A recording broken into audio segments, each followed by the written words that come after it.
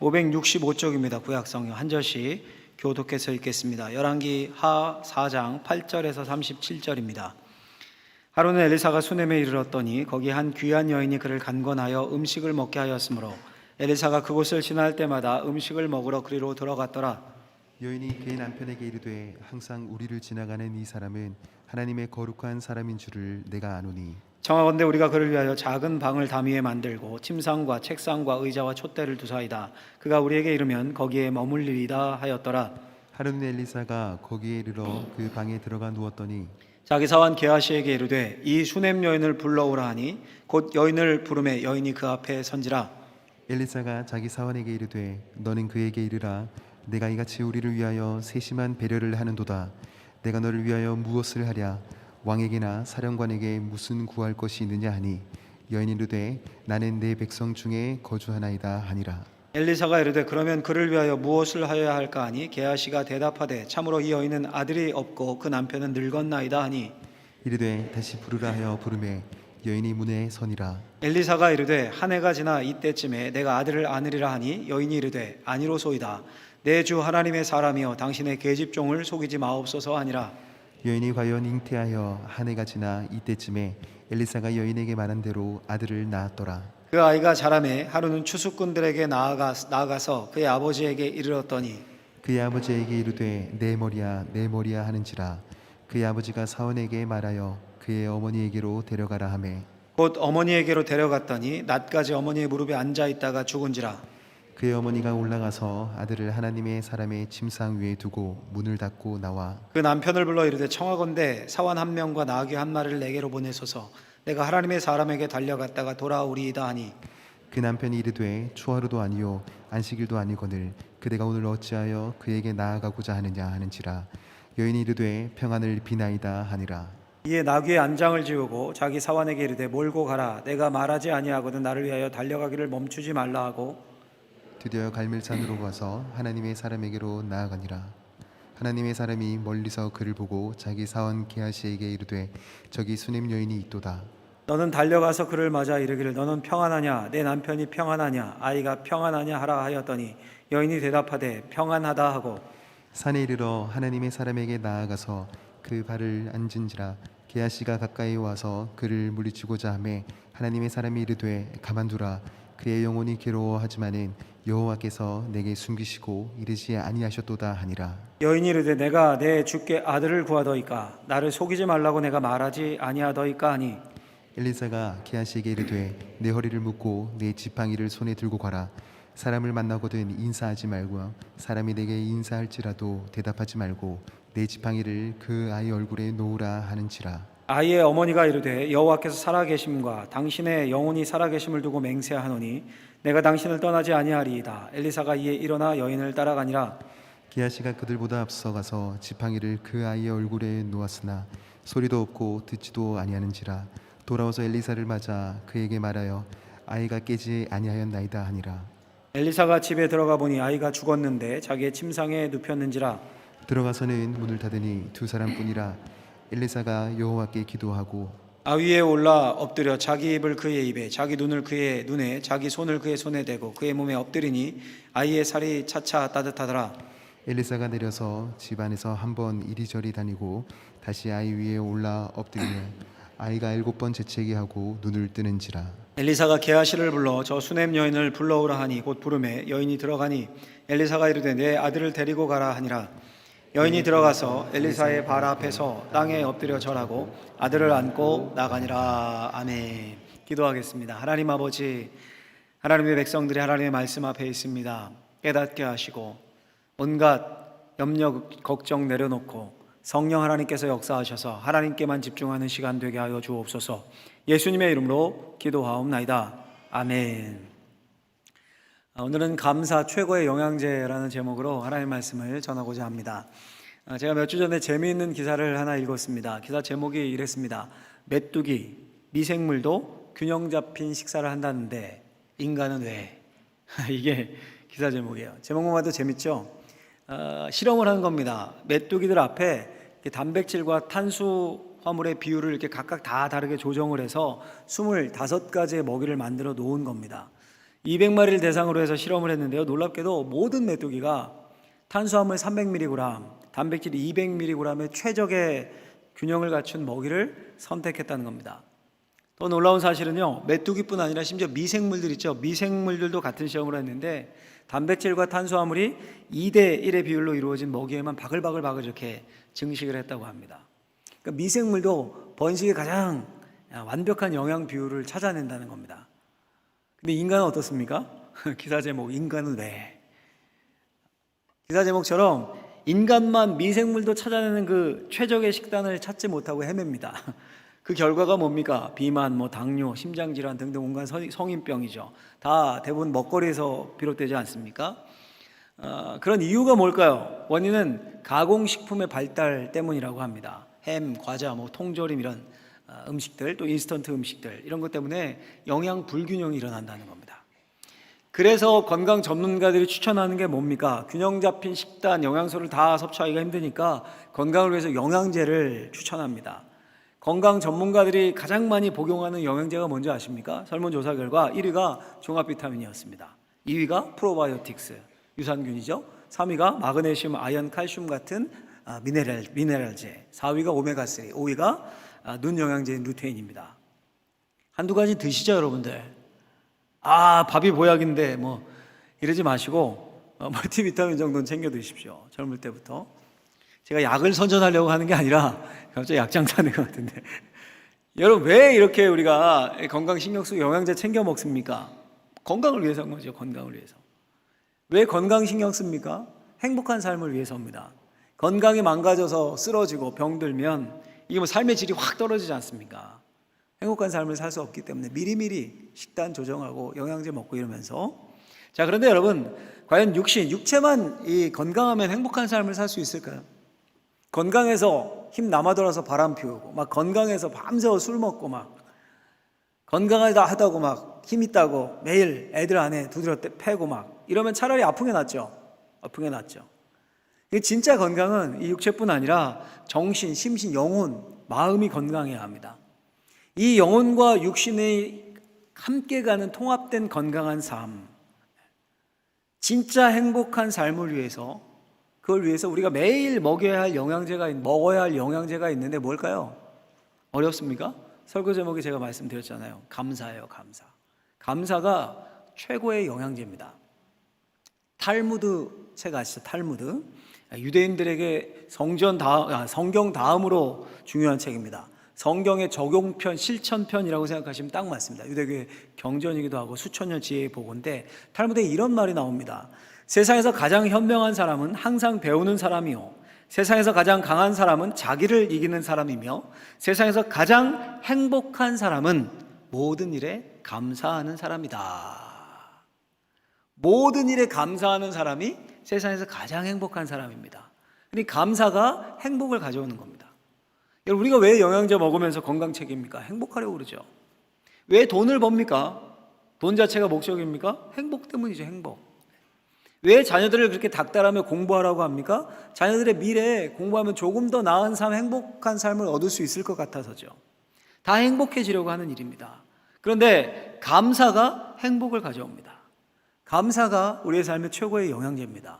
왜 감사가 최고의 영양제일까요? 감사의 유익이 뭘까요? 감사하면 무슨 이득이 있고 감사하면 무슨 일이 일어날까요? 제가 오늘 본문을 중심으로 해서 3가지로 한번 정리를 해봤습니다. 3가지로. 첫 번째로, 감사는 더 큰 은혜를 불러일으킵니다. 감사는요, 더 큰 은혜를 가져오고 불러일으킵니다. 오늘 본문은 선지자 엘리사라는 사람의 이야기입니다. 8절에 보면 하루는 엘리사가 수넴에 이르렀더니 거기에 한 귀한 여인이 그를 간권하여 음식을 먹게 하였으므로 엘리사가 그곳을 지날 때마다 음식을 먹으러 그리로 들어갔더라. 엘리사 선지자가 수넴이란 동네에서요, 그 지역의 한 귀한 여인으로부터 식사를 대접받습니다. 한 번 대접받습니까? 갈 때마다 엘리사를 대접합니다. 10절에 보면 청하건대 우리가 그를 위하여 작은 방을 담 위에 만들고 침상과 책상과 의자와 촛대를 두사이다. 그가 우리에게 이르면 거기에 머물리이다.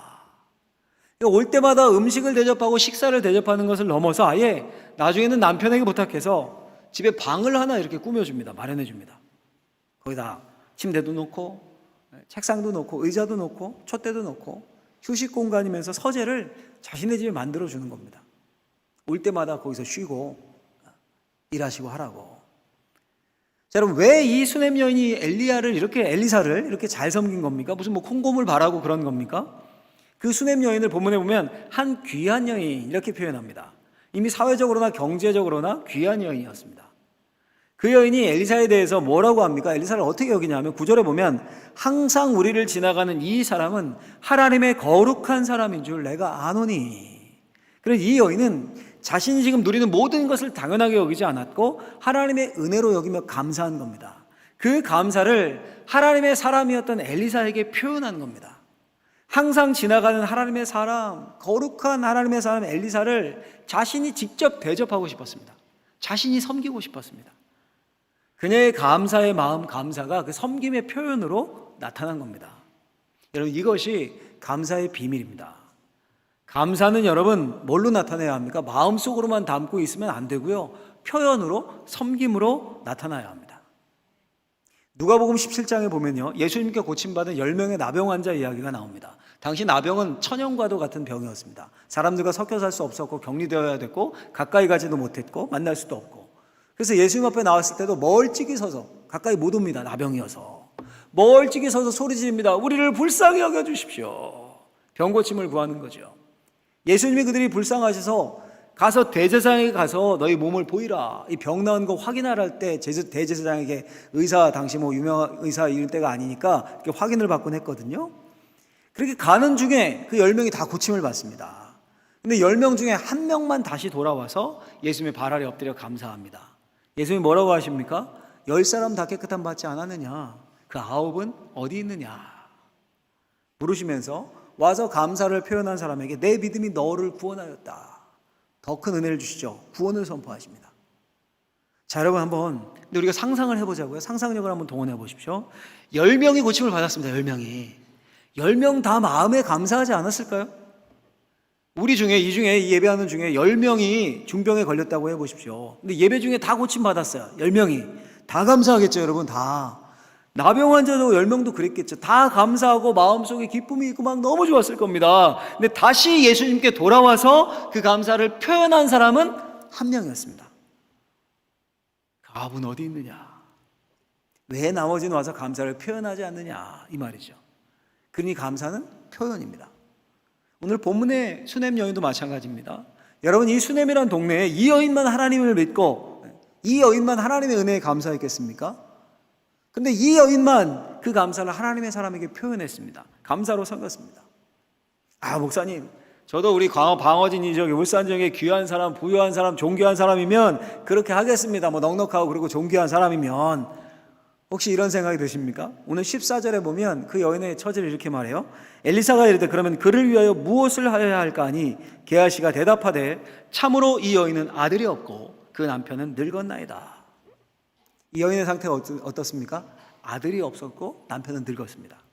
이 당시는요, 이 고대 세계는요, 아무리 부자고 뭐 사회적 지위가 있어도 여인이 아들이 없으면요, 그건 불쌍한 사람입니다. 왜? 대가 끊어지지 않는데 대가. 심지어 여러분, 엘리사가 감사해서 여인에게 묻습니다. 13절 보면 내가 널 위하여 무엇을 하랴? 여인이 이렇게 대답해요. 13절 하반절에 나는 내 백성 중에 거주하나이다. 이 무슨 말입니까? 이스라엘 백성 중에 한 명으로 살고 있으니까 더 바랄 게 없다는 겁니다. 아들이 없는 불쌍한 그 상황, 원망하고 신세한탄할 수 있는 상황이었지만 그저 받은 은혜에 감사했습니다. 그리고 그 감사의 마음으로 대가를 바라지 않고 엘리사를, 거룩한 하나님의 사람을 정성껏 섬겼습니다. 감사를 표현했습니다. 여러분, 그 결과가 뭡니까? 결과가 우리 16절에서 17절 말씀은 이 구절 한번 같이 읽어보죠. 같이 읽겠습니다. 이르되 다시 부르라 하여 부르매 여인이 문에 서리라. 엘리사가 이르되 한 해에 지나 이때쯤에 내가 아들을 낳으리라 하니 여인이 이르되 아니로소이다. 내 주 하나님의 사람이여 당신의 계집종을 속이지 마옵소서 하니라. 여인이 과연 잉태하여 한 해가 지나 이때쯤에 엘리사가 여인에게 말한 대로 아들을 낳았더라. 아멘. 결과가 뭡니까? 여인이 잉태해서 아들을 낳게 됩니다. 여인의 감사가, 섬김이 더 큰 은혜, 더 큰 감사를 가져왔습니다. 아들 기대하지도 않았거든요. 불가능한 일입니다. 남편은 늙었더라. 이미 끝났다는 거예요. 이제 생식 능력이 없다는 겁니다. 그런데 이 여인의 감사의 섬김이 더 큰 은혜를 맛보게 했습니다. 설교의 황태자라고 불리는 스펄전 목사님이 감사에 대해서 이런 유명한 말을 했습니다. 저도 언젠가 한번 인용한 적이 있었던 것 같은데, 촛불을 보고 감사하면 하나님이 전등을 주시고, 전등을 보고 감사하면 달빛을 주시고, 달빛을 보고 감사하면 햇빛을 주시고, 햇빛을 보고 감사하면 하나님은 해보다 더 밝은 천국을 주신다. 감사가 천국까지 더 큰 은혜를 가져온다는 겁니다. 여러분, 우리가 한 해의 절반을 보낸 겁니다. 교회력은 굉장히 중요합니다. 그냥 막 생각 없이 살아오셨죠? 시간 가는지 모르고 지금 절반 딱 지났습니다. 생각하게 해주는 거예요, 이 맥주감사주일이. 한 해의 절반을 딱 보내고 맥주감사주일로 지키며 또 하반기를, 남은 6개월을 달려갈 텐데 꼭 기억하셨으면 좋겠습니다. 감사는 하면 할수록 더 큰 은혜로 돌아옵니다. 감사는 최고의 영양제고 우리의 힘의 원동력입니다. 감사는 건강과 우리의 생활을 변화시키는 파동 에너지 힘입니다. 감사해야겠습니까? 안 해야겠습니까? 감사해야겠죠. 늘 감사하는 불평과 불만의 언어, 이 마귀가 주는 언어예요. 없애버리시고 늘 감사하는 저와 여러분들 되시길 예수님의 이름으로 축원합니다. 축원합니다. 둘째로요, 감사라는 영양제 유익이 뭔가? 감사는 고난 속에서 은혜를 기억하며 평안을 지킬 수 있게 해줍니다. 고난 속에서도 그 은혜 때문에 평안함을 지키고 유지할 수 있게 해줍니다. 여러분, 늘 그렇다고 이렇게 감사를 한다, 감사를 표현하고 감사를 하고 섬기고 그러면 어려운 일이 피해갑니까? 그 사람에게는? 삶에 고난이 없습니까? 고통 안 당합니까? 그렇지 않죠. 오늘 본문의 수냄 여인 보십시오. 받은 큰 은혜가 도리어 고통으로 바뀌는 끔찍한 경험을 합니다. 노년에 얻은 그 귀한 아들이 원인 모른 두통을 앓게 돼요. 두통을 앓다가 갑자기 급작스럽게 죽습니다. 20절 보면 이렇게 돼 있어요. 곧 어머니에게로 데려갔더니 낮까지 어머니의 무릎에 앉아있다가 죽은지라. 여러분 상상해 보세요. 노년에 낳은 생명과 같은 아이입니다. 근데 갑자기 아버지한테 갔다가 머리가 아프다고 내 머리가 떼굴떼굴 구릅니다. 아빠도 어찌할 뻔 몰라서 엄마한테 좀 데려다 줘라. 그 아이를 무릎에 앉히고 꼭 껴안았겠죠. 자지러지는 아이를 좀 달래야 무슨 의사라도 찾아갈 수 있을 거 아닙니까? 근데 갑자기 그 무릎에서 아이가 축 처집니다. 죽은 거예요. 죽었습니다. 여러분들 같으면 어떻겠습니까? 제정신일 수 있겠습니까? 이성을 잃고 이거 까무러칠 일이죠. 근데 여러분, 수냄 여인이 어떻게 행동합니까? 일단 죽은 아이를 어떻게 하냐면 하나님의 사람 엘리사의 방, 그 침상에 눕힙니다. 침상에 눕히고 남편에게 엘리사에게 다녀오겠다라고 말해요. 그러면서 사원 한 명과 나귀 한 마리를 청합니다. 내달라고. 여러분, 지금 아이 죽었는데 장례 치러야지 거긴 왜 갑니까? 거기는. 남편도 그래서 물어요. 오늘 어찌하여 그에게, 엘리사요, 그에게 나아가고자 하느냐? 아니, 장례시켜야지 거긴 왜 가느냐? 이 말이죠. 그녀가 여러분 놀라운 대답을 합니다. 23절에 보면 이렇게 말씀이 나와요. 여인이 이르되 평안을 비나이다. 여인이 이르되 평안을 비나이다. 여러분, 이 구절이 히브리어 원문엔 딱 두 단어로 되어 있습니다. 두 단어로. 말했다, 샬롬, 평안, 이렇게 되어 있어요. 남편에게 샬롬, 평안 한마디 남기고 떠난 거예요. 그리고 약 24km 되는 거리를 쉬지 않고 달려서 엘리사가 있는 갈멜산까지 갑니다. 그리고 엘리사를 만나서 뭐라고 합니까? 28절에 보면 여인이 이렇게 말해요. 여인이 이르되 내가 내 주께 아들을 구하더이까? 나를 속이지 말라고 내가 말하지 아니하더이까? 내가 내 주께 아들을 구하더이까? 이거 원망 섞인 말이죠. 근데 기본적으로 여러분 이 여인의 인식을 알 수 있습니다. 그 아들이 구하지 않았는데도 은혜로 주신 주어진 아들이라는 인식. 물론 여러분, 왜 줬다 다시 뺐습니까? 이런 원망이 섞여 있는 말이지만 그 아들이 원래부터 자신의 소유가 아니었음을 인정합니다. 이 무슨 말입니까? 그 수냄 여인 마음 깊은 곳에는 하나님에 대한 감사가 뿌리 깊게 박혀 있고 자리 잡아 있었던 겁니다. 그 감사의 마음이 아들이 죽은 순간 이거 까무러치고 미쳐도 막 정신없이 막 이래도 시원찮을 판에 샬롬, 평안, 이것을 말할 수 있었고 그 위기 상황에 뭘 해야 할지를 판단할 수 있게 했습니다. 여러분, 우리도요, 한번 이렇게 잘 예수 믿는 분들을 잘 살펴보십시오. 평소에 무슨 큰일이 생기거나 무슨 일이 생겨도 당황하지 않고 평정심을 유지하고 판단을 잘하는 사람들 잘 관찰해 보십시오. 대부분 평소에 하나님의 은혜에 대한 감사가 넘치는 사람들입니다. 그런 경우들이 많아요. 왜 그럴까요? 감사는 우리 내부에서 나오는 것이 아니거든요. 우리 내부에서 나오는 게 아닙니다. 우리 내부에서 감사를 만들어낼 수 있는 게 아닙니다. 모든 감사는 주어진 것에 대한 감사입니다. 그렇지 않습니까? 원래 이것도 내 것이고 저것도 내 것이고 이런 사람은 감사하지 않습니다. 다 내 건데요. 다 내가 내 힘으로 모든 걸 했다고 생각하는데 왜 감사 안 나오죠? 절대 감사하지 않습니다. 다 내가 스스로 했고 내 건데 뭐 감사할 게 있겠습니까? 근데 반대로 이것도 주신 것이고 저것도 주신 것이고 이것도 받은 것이고 이렇게 생각한 사람은 감사합니다. 내 게 아니니까요. 주어진 거니까요. 여러분, 감사는 기본적으로 주신 것에 대한, 주어진 것에 대한 감사입니다. 여러분, 왜 우리 그리스도인들이 감사해야 합니까? 왜 범사에 감사하는 게 하나님의 뜻입니까? 다른 건 다 없어도 하나님이 우리에게 구원이라는 선물을 주셨습니다. 구원은 우리가 만들어낸 게 아닙니다. 구원은 우리가 이룰 수 있는 게 아닙니다. 우리의 노력과 공로로 구원은 살 수가 없습니다. 만들어낼 수가 없습니다. 천국을 맛볼 수가 없습니다. 천국에 갈 수도 없습니다. 그저 하나님의 은혜로 주어진 거예요. 그렇게 감사가 하나님의 뜻이고 감사가 그리스도인의 삶의 표현입니다. 자, 그러니 여러분, 살다가 고통을 만나요. 수냄 여인처럼 고난을 겪습니다. 기본적으로 고난과 고통, 뭡니까? 결핍입니다. 결핍. 있어야 할 것이 없고 있던 것이 없어지고 그때 고통 느끼는 거 아닙니까? 건강을 잃어버리고 돈이 없어지고 자녀를 잃고 먼저 이럴 때 고난을 느끼는 거 아닙니까? 근데 그 모든 주어진 게 하나님이 주신 것이다. 그래서 감사가 삶에 자리 잡아 있는 겁니다. 그러니 수냄 여인처럼 물론 고통스럽죠. 내가 내 주께 아들을 구하더이까 고통스러워할 수도 있고 원망 섞인 때로 당신은 그렇게 할 수도 있지만 그런데 정신을 잃지는 않습니다. 미치진 않습니다. 그 고통 속에서도 말했다 샬롬, 평안을 유지할 수 있고 문제의 핵심을 파악할 수 있습니다.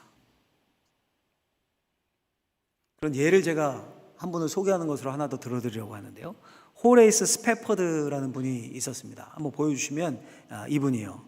좀 옛날 분인데 19세기의 욥이라 이렇게 불리는 분입니다. 뉴욕 출신인데 돈 많이 번 아주 변호사였습니다. 근데 신앙이 좋았어요. 신앙이 좋아서 무디 목사님이라고 우리 들어보셨죠? 한 번쯤은 그 무디 목사님의 재정 후원자로 이렇게 섬겼던 분입니다.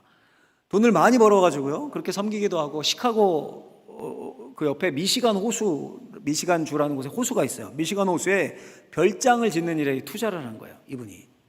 근데 1871년에 시카고 대화재로 그 돈을 한순간에 다 날려버린 겁니다. 설상가상으로 그 1년 전에는 열병이 돌아서 4살 아들을 하늘나라로 먼저 보낸 상황이었습니다. 그리고 사업에 몰두했는데 그게 날려먹은 거예요. 다. 얼마나 힘들겠습니까? 그때 스패퍼드가 나이가 45살이었습니다.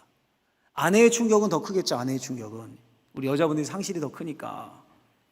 쉼을 갖기 위해서 이거 안 되겠다 이러다. 그래서 유럽 여행을 계획합니다. 때마침 영국에서 무디 목사님이 그 집회를 계획하고 있어서 몸과 영혼이 거기 가서 좀 쉼을 얻자. 집회에 참석하고 이렇게. 떠나기로 한 날, 다 가족이 떠나기로 한 날 스패퍼드에게 아주 중요한 일이 생겨서요. 먼저 아내와 딸 넷을 유럽행 가는 배에 태워 보냅니다. 나중에 내가 가겠소 합류하기로 하고. 근데 그 여객선이 일주일 정도 항해하다가 영국 범선과 정면 충돌을 합니다. 뉴욕에서 그 소식을 들은 거예요. 그때 뭐 전화가 있고 이럴 때가 아니니까 한참 후에 소식 전해졌을 거 아닙니까? 막 어떻게 됐을까 애를 태우고 있던 스패퍼드에게 그 아내의 전보가 도착을 합니다. 전보가 딱 2글자였습니다. Saved alone. 혼자 살아남았습니다. 11살, 9살, 5살, 2살, 4딸이 다 죽은 거예요. 여러분. 다. 여러분 같으면 제정신이겠습니까?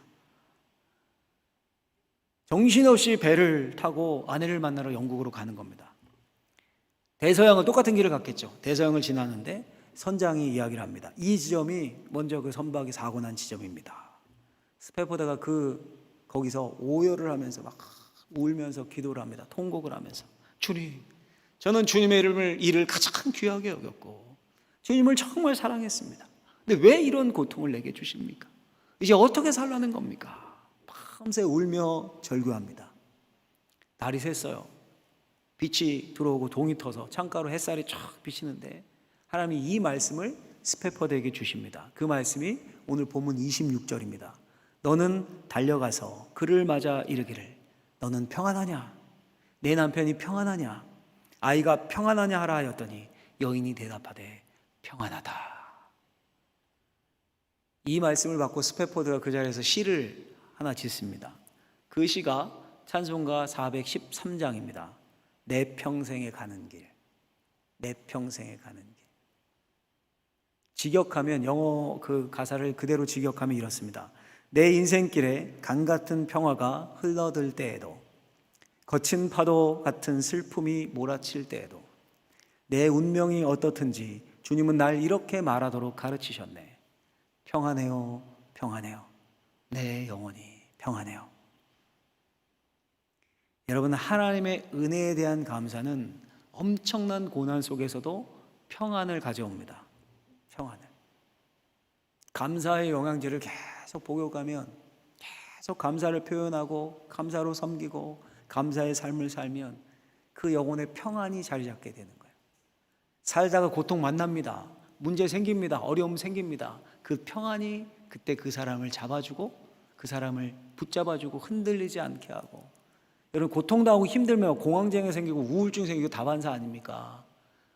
근데 그 평안이 그런 걸 막아주는 거예요. 여러분, 이 사실을 기억하시고 이 감사라는 최고의 영양제를 늘 복용하는, 늘 입술의 감사의 고백이, 손발의 감사의 섬김이 떠나지 않는 저와 여러분들이 될 수 있기를 예수님의 이름으로 축원합니다. 축원합니다. 세 번째로요, 어떤 유익이 있을까요? 세 번째로, 감사는 기적이라는 결과를 가져옵니다. 기적이라는 결과를 낳아요. 여러분, 수넴 여인에게 이제 만났잖아요. 엘리사 선지자랑. 어떤 일이 있었는지 엘리사가 들었습니다. 여차여차여차해서 아이가 죽었습니다. 이렇게 얘기를 했겠죠. 본문에 보면요, 자세히 보면 이제 엘리사가 급해져요. 엘리사가 당장 사환 게하시에게 지팡이를 주면서 빨리 가서 그 아이의 얼굴에 지팡이를 두라, 이렇게 말합니다. 이제 수넴 여인이 엘리사가 직접 가기를 요청해요. 엘리사 선생님 가자면 나도 여기 있겠습니다. 그러니까 엘리사가 그 청을 거절하지 못하고 직접 갑니다. 여러분, 이게 감사하는 자에게 주어지는 권세입니다. 본문에 보면 엘리사가 수넴 여인의 청을 너무도 잘 들어줍니다. 막 이방 군대 장관 나아만 이런 사람 오고 할 때 만나지도 않고 막 이랬던 엘리사하고 막 거들떠보지도 않고 이랬는데 너무도 잘 들어줘요. 너무도.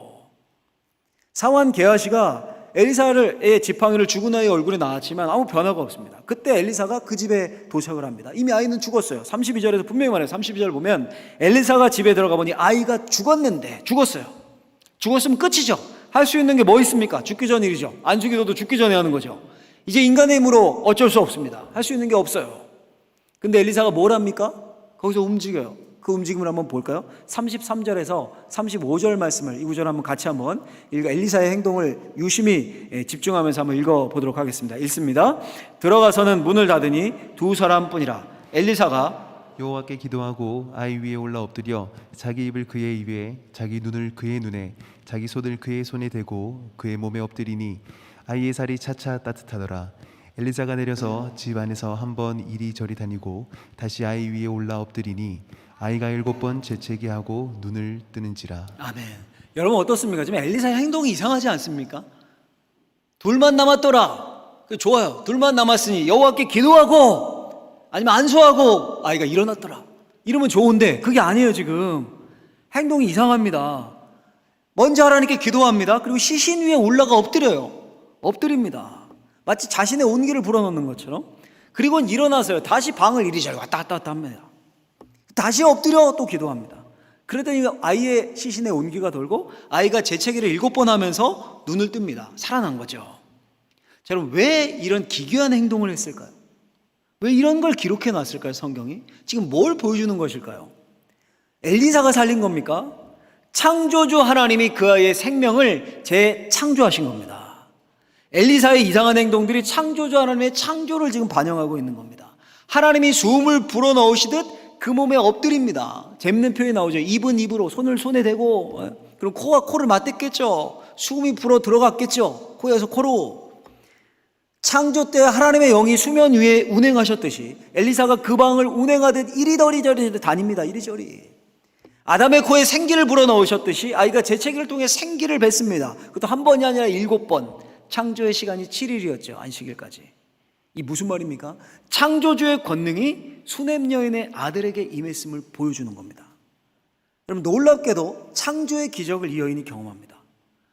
그 마음 깊은 곳에 모든 것을 감사로 여기고 하나님의 사람을 대접했던 그 여인, 심지어 그 아이가 죽었을 때도 평안을 말하며 그 아이가 주어진 것, 하나님이 주신 것임을 인정했던 그 여인에게 창조의 기적이 일어납니다. 여러분, 그 창조의 기적을 경험한 수넴 여인이 어떻게 합니까?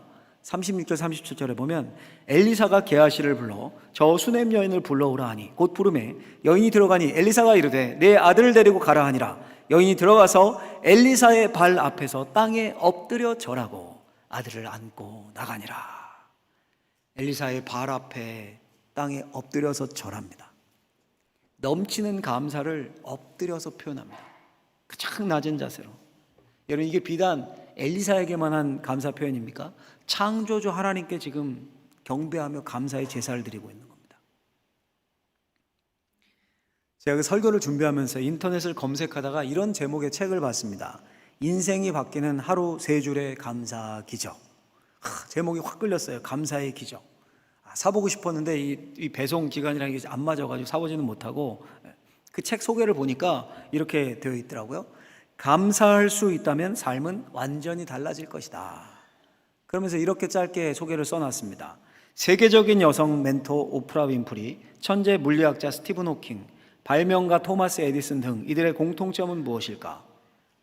위대한 업적을 남겼다는 것과 고통스럽고 절망적일 때도 감사하는 태도를 가졌다는 것이다. 여러분, 이 책의 저자가 크리스천인지 어쩐지 모르겠어요. 소개만 본 거니까. 또 오프라 윈프리, 스티븐 호킹, 토마스 에디슨, 그들이 크리스천인지 예수 믿는 사람인지 아닌지 저 잘 모르겠습니다. 아니, 제가 알기에 스티븐 호킹 박사는 그 무신론자로 알려져 있는 걸로 알고 있는데, 그냥 제가 아는 선에서. 그런데도 감사가 삶을 바꾸고 감사가 인생의 기적을 가져옵니다. 왜 그럴까요, 여러분? 제가 생각하기에 감사가 하나님의 언어, 하나님의 태도이기 때문에 그렇습니다. 여러분, 예수를 안 믿는 사람들도 감사하면 삶이 바뀐다라는 그런 책들, 교양서적들, 자기계발서 이런 거 얼마나 많습니까? 왜 그런 겁니까? 감사가 창조주의 언어고 하나님의 뜻이기 때문입니다. 하나님이 청정하면서 뭐라고 하셨습니까? 첫 마디, 성경에 등장한 하나님의 첫 마디가 뭡니까? 보기에 좋더라. 감탄, 감사 아닙니까? 야, 좋다. 내가 보기에 너무 좋다. 감사하다, 좋다. 감격. 이게 하나님의 언어예요, 하나님의 언어.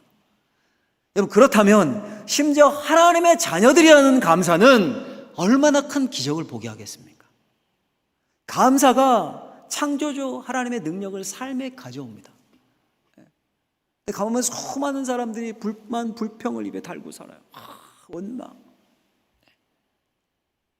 오늘부로 그 원망, 불평하는 말을 버리시고 자꾸 나오려고 하면 대적하시고, 사단이 주는 거잖아요, 이거.